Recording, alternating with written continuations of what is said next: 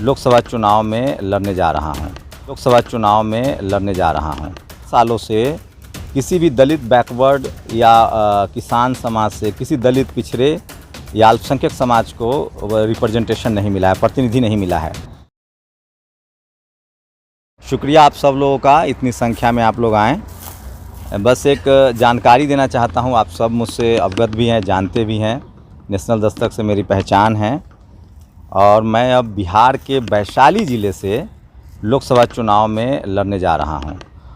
कल मैं पिछले लगभग 1 महीने से लोगों की राय ले रहा था और वहाँ लोग मुझे बता रहे थे, वहाँ पिछले 75 सालों से किसी भी दलित बैकवर्ड या किसान समाज से, किसी दलित पिछड़े या अल्पसंख्यक समाज को रिप्रेजेंटेशन नहीं मिला है, प्रतिनिधि नहीं मिला है।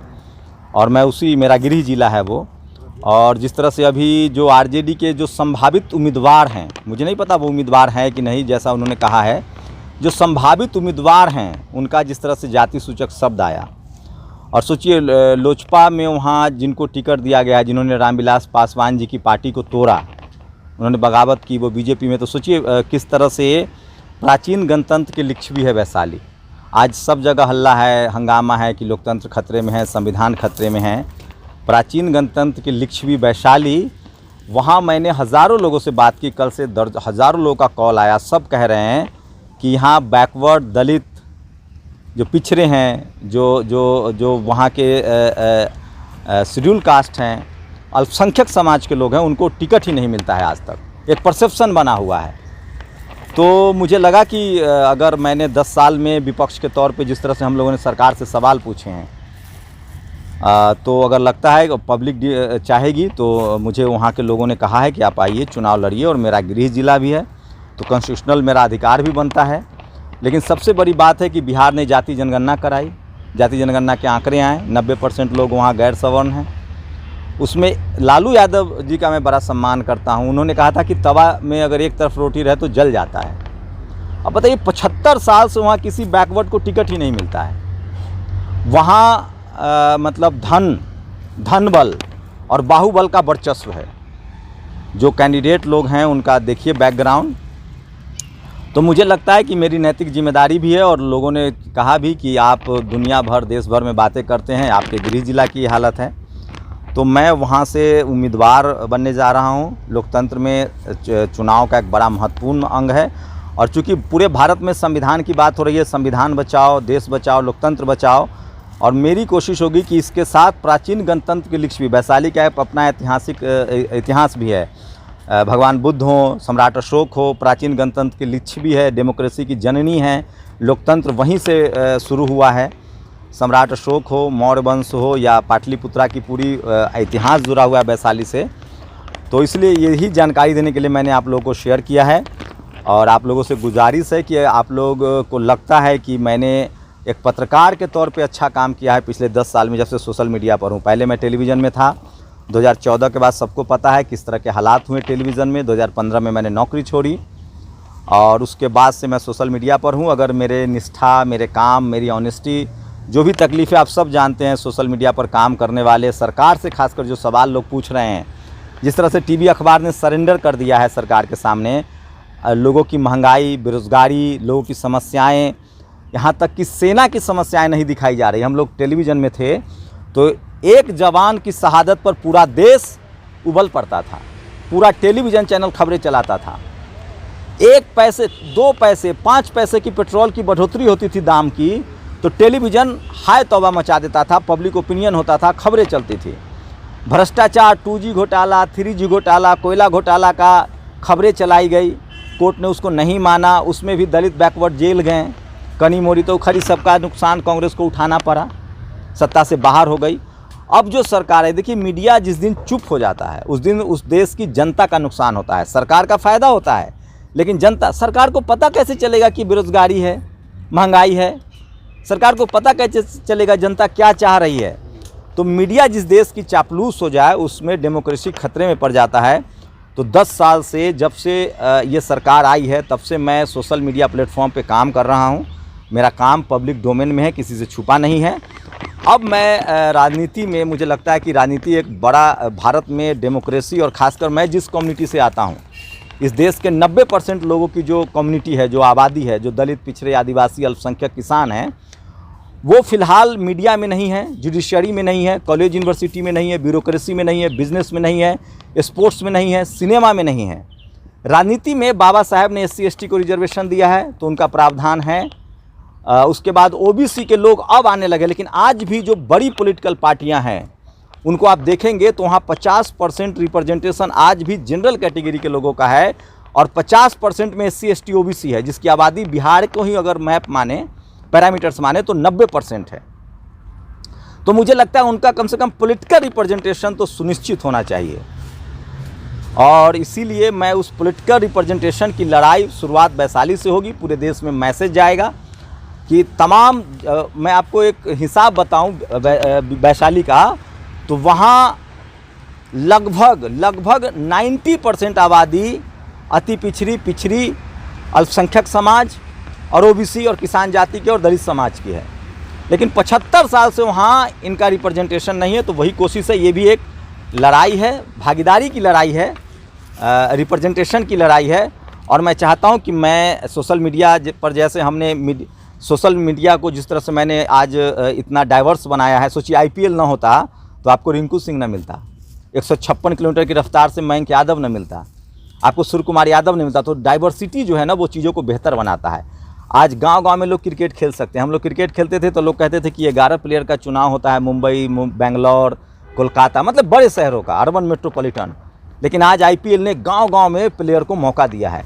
तो राजनीति में भी भागीदारी आनी चाहिए और हमें लगता है कि जो लोग अच्छा काम कर रहे हैं, अगर जनता को मेरा काम पत्रकार के तौर पे पसंद आया होगा तो मुझे भरोसा है वो हमें मौका देंगे ताकि हम पॉलिटिकल रिप्रेजेंटेशन पर भी काम कर सकें। और मैं मैसेज देना चाहता हूं पूरे देश को कि जहां जहां पॉलिटिकल रिप्रेजेंटेशन ठीक नहीं है वहां कीजिए, क्योंकि ये 90% समाज आर्थिक रूप से, सामाजिक रूप से वंचित है, हाशिए पर है। Media, judiciary, college, university, bureaucracy, business में हाशिए पर है। और सोचिए, एक नारा गढ़ा गया इस देश में कि राजनीति का अपराधीकरण हुआ, ऐसा नहीं है, राजनीति का पैसाकरण हुआ है।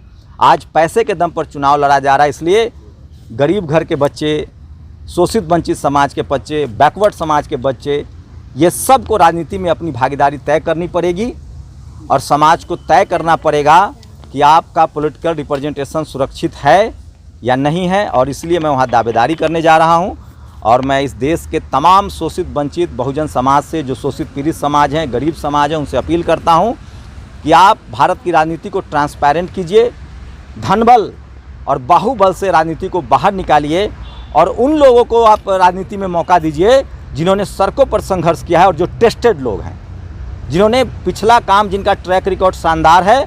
उम्मीद है कि वो आगे भी अच्छा करेंगे। पार्टी का नाम नहीं बताया, किस पार्टी से लड़ना है? देखिए, हम लोग बहुत मामूली आदमी हैं, तो पार्टी अगर आप लोगों का साथ मिला, आप लोगों का समर्थन मिला, सोशल मीडिया ने अगर इस खबर को चलाया तो पार्टी के लोग भी संपर्क करेंगे, इसमें कोई दो मत नहीं है।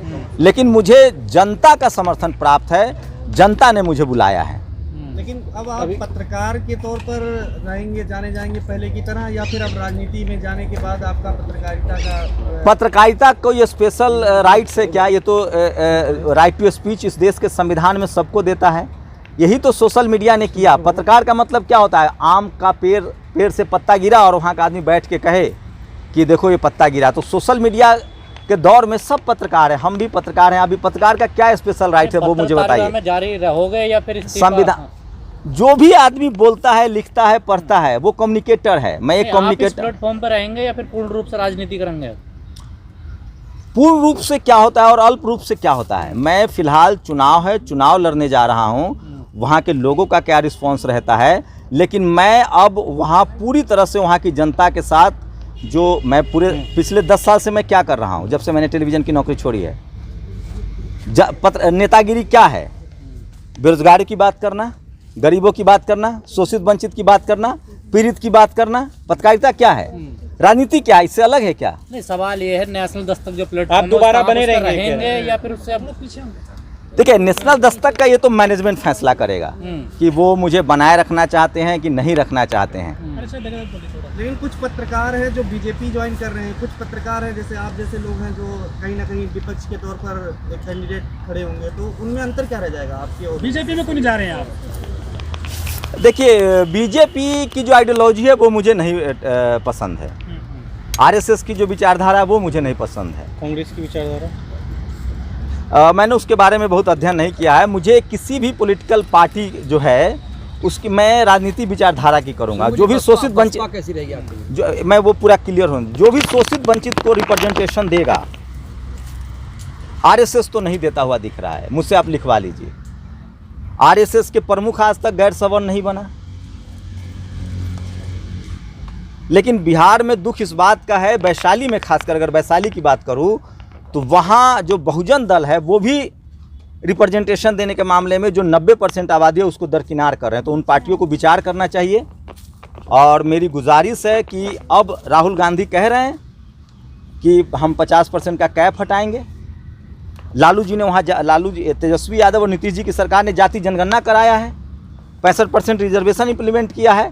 तो टिकट में भी तो आप दीजिए 65%। आप आज के डेट में देखेंगे तो बीजेपी और कांग्रेस दोनों, मैंने अध्ययन किया है, 50% टिकट दे रहे हैं जनरल कैटेगरी को, जबकि उनकी आबादी 10% से ज़्यादा नहीं है। तो 90% लोगों को 50% वहाँ भी क्यों रोक रहे हैं, जब वो आदमी मीडिया में नहीं है। आपको पता है मीडिया में क्या स्थिति है, SC ST OBC नहीं है, अल्पसंख्यक नहीं है, किसान नहीं है, बिजनेस में नहीं है, नौकरियों में नहीं है, ब्यूरोक्रेसी में नहीं है, जुडिशियरी में नहीं है, स्पोर्ट्स में नहीं है, सिनेमा में नहीं, जो पावर सेंटर्स है जहाँ से पैसे और नाम और शोहरत है। तो वोट हमारा, राज तुम्हारा, ये नहीं चलेगा। लेकिन बिहार को तो जंगल राज बताते हैं, जब OBC की SC की सरकार आती है तो वहाँ तो बदनाम किए जाते तो हैं। मीडिया में कौन लोग बैठे हुए हैं? जो मीडिया में बैठे हुए हैं वो कल मुझे भी बदनाम करेंगे। लेकिन सवाल है कि बहुजन समाज को सोचना है कि क्या वो अपने पॉलिटिकल रिप्रेजेंटेशन के लिए तैयार हैं। उनको पॉलिटिकल रिप्रेजेंटेशन मिलना चाहिए। अब जो भी राष्ट्रीय पार्टियां हैं वो तय करें। अगर उनको मेरी आप लोगों के माध्यम से ये खबरें पहुंचेंगी तो हो सकता है कि वो तय करें और फैसला करें कि वहाँ से कौन सी पार्टी शंभू आपके लिए सही लग रही है फिलहाल?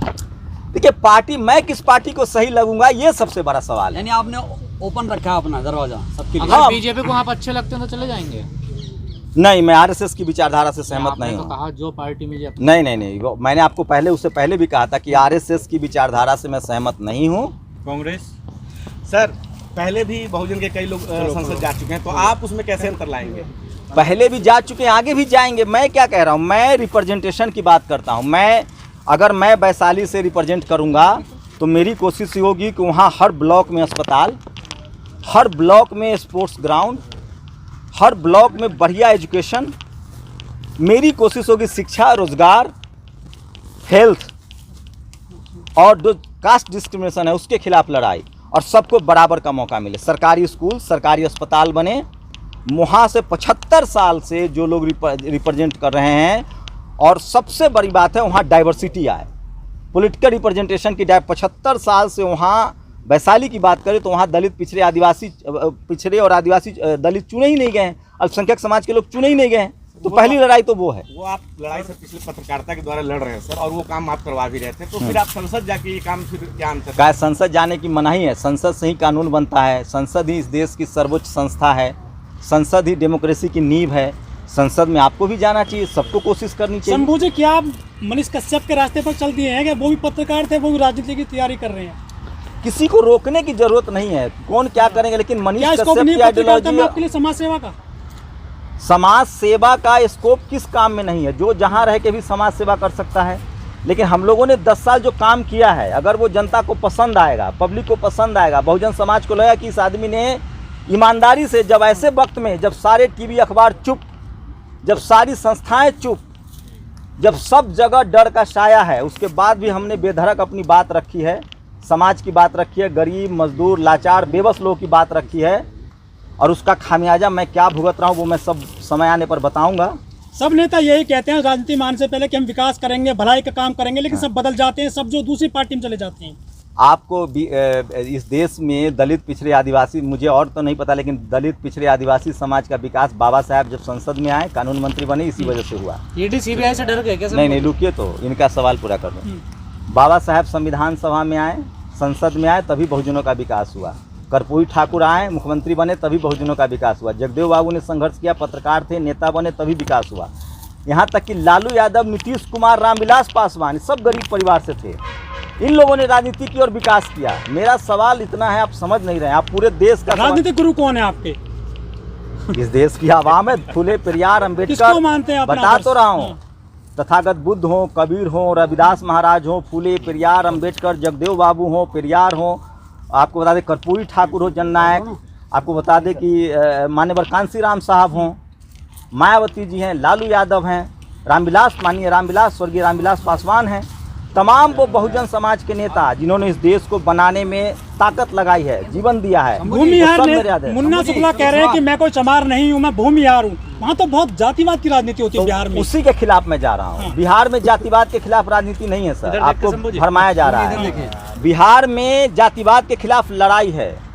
बिहार यूपी में दलित पिछड़े सीएम बने हैं, इसलिए वहाँ डाइवर्सिटी की बात हो रही है, जातिवाद के खिलाफ लड़ाई है। पैसा कहाँ से आएगा चुनाव लड़ने के लिए आपके पास? इतना महंगा चुनाव हो गया है इतना आजकल। देखिए पैसा तो टीवी अखबार चलाने में भी करोड़ों रुपए लगते थे, लेकिन सोशल मीडिया हमने चलाया और बहुजन समाज ने हमें योगदान दिया और आज सोशल मीडिया पर 25 करोड़ दर्शक हैं नेशनल दस्तक के, किसी टेलीविज़न से ज़्यादा व्यूअरशिप है। तो पैसा, ये बहुजन समाज बहुत बड़ा समाज है। एक एक रुपया भी चंदा देगा ना बहुजन समाज, तो इस देश के हर लोकसभा सीट पर वो अपना ईमानदार नेता चुनाव लड़ा सकता है। एक एक रुपया भी बहुजन समाज देगा। उनकी तो पहले से ही पार्टी है बहुजन समाज की, तो बसपा है, सपा है, हाँ। और राजद वगैरह ये सब। बसपा है, सपा है, आरजेडी है, हाँ, तमाम पार्टियां हैं। हाँ। लेकिन उनको कैंडिडेट, अब क्या हुआ विधानसभा में, जब एक उसी वैशाली जिला में के जो जिनके फादर को सजा माफ कर दी गई, उनके बेटा ने आरजेडी को दगा दे दिया। सवाल वैशाली जिला का है सर, आप मुझे वैशाली जिला से, वैशाली जिला में 75, आप बताइए, वैशाली जिला में 75 साल से किसी बहुजन को मौका ही नहीं मिला है, तो मुझे जाना चाहिए कि नहीं? आप बताइए। बिल्कुल जाना चाहिए। वैशाली जिला में आप मुझसे पूरा 543 भी लोकसभा की बात कर रहे हैं, मैं कह रहा हूं मैं वैशाली की बात करने आया हूं। आज लोग मुझे कह रहे हैं कि पहले अपने घर को तो आज़ाद कराओ, अपने गृह जिला को तो आज़ाद कराओ। शंभू जी एक सवाल ले लीजिए। हाँ। बीएसपी 40 सीटों पर लड़ रही चुनाव बिहार में, तो सभी पॉलिटिकल पार्टी को अगर अधिकार है लड़ने आपको का। बीएसपी की तरफ से मौका मिले तो क्या आप कबूल करेंगे सर? मैं तो कह रहा हूँ मुझे किसी पार्टी से कोई शिकायत ही नहीं है, सिर्फ आरएसएस के अलावा। मैं आरएसएस की विचारधारा से सहमत नहीं हूँ। कांग्रेस से सहमत हैं आप? किसी भी पार्टी से मुझे कोई प्रॉब्लम नहीं है, आरएसएस की जो आइडियोलॉजी है उससे मैं सहमत नहीं हूँ, बस। अगर पत्रकारिता में चरम पर पहुंच गए क्या आप? कर ली पूरी पत्रकारिता, लगता है जब समाज को कुछ फायदा मिला है सर आपको? मैं एक अदना सा आदमी हूँ सर, ये तो समाज तय करेगा कि क्या मेरे वहाँ मौका नहीं मिला आपको पत्रकारिता में, जो आप राजनीति में जा रहे हैं? आपको आज आप पत्रकारिता कर रहे हैं, सोशल मीडिया पर है, कल आपको न्यूयॉर्क टाइम्स, CNN, BBC मौका देगा तो आप जाएंगे कि नहीं? आप तो कहते थे कि बहुजनों मीडिया में आओ, चैनल बनाइए, आगे बढ़िए, आए कि नहीं? आपको मौके नहीं मिले, आप भी राजनीति में जा रहे हैं। तो राजनीति में जाने से शिकायत क्या है, प्रॉब्लम क्या है? 131 दलित सांसद पहले से ही, वे क्या कर पाए समाज के लिए जो आप जा रहे हैं वहाँ पर? आप आज बोल रहे हैं सर, तो उन्हीं लोग, अगर हमारा लोकतंत्र न होता, डेमोक्रेसी न होती, तो हमारी यही स्थिति न होती। आज जो भी मिला है हमें लोकतंत्र की वजह से मिला है, संविधान की वजह से मिला पत्रकारिता है। छोड़ देंगे अब आप? अरे सर, पत्रकारिता किसने रोक रखा है किसी को करने से? इस देश का हर आप नागरिक। सदन में जाएंगे या फील्ड में जाएंगे? आप पूरा जवाब नहीं होने दे रहे हैं। मैं कह रहा हूं कि इस देश में हर नागरिक को राइट टू स्पीच है, संवैधानिक अधिकार है, आर्टिकल 19A के हिसाब से सबको अपनी बात रखने का अधिकार है। यही पत्रकार, मैं चाह रहा हूं बहुजन समाज सड़क पर भी बोले, संसद में भी बोले और सोशल मीडिया पर भी बोले। ये भी एक पत्रकारिता ही है, आप समझिए। इस देश के आडवाणी क्या थे बाय प्रोफेशन, वाजपेयी क्या थे बाय प्रोफेशन। आप अपने लोगों को इस तरह से टांग मत खींचिए, अपने ही लोग की आलोचना करना, अपने ही लोग को नीचे दिखाना, यही बहुजन समाज का, बहुजन पिछड़े समाज का स्वभाव है। पत्रकारिता, वकील, ये सब सेंसिटिव कम्युनिटी होता है, प्रोफेशन होता है, इससे लोग राजनीति में आते हैं। मैं कह रहा हूँ मेरा आकलन मेरे काम पर कीजिए। अगर 10 साल मैंने ईमानदारी से पत्रकारिता की है, डंके की चोट पर की है, तो आगे भी मैं अच्छा काम करूंगा। और मेरी प्राथमिकता यह है कि 75 साल से वहाँ दलित पिछड़े को मौका नहीं मिला है, वहाँ बाहुबल और धनबल का कब्जा है, मैं उसके खिलाफ जा रहा हूँ।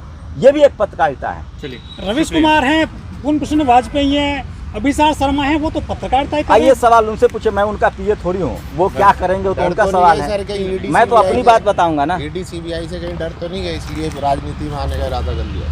आजकल तो पत्रकार, भारत में कौन सा टेलीविजन और अखबार का पत्रकार गिरफ्तार हुआ है बताइए? सबसे ज़्यादा ईडी और सीबीआई तो नेताओं के पीछे पड़ी है। सुधीर चौधरी तो हुए। सुधीर चौधरी किस केस में गिरफ्तारी हुए? आप अपना थोड़ा होमवर्क कीजिए सर। सुधीर चौधरी के समय किसकी सरकार थी? अब किस आरोप में गिरफ्तार हुए हैं?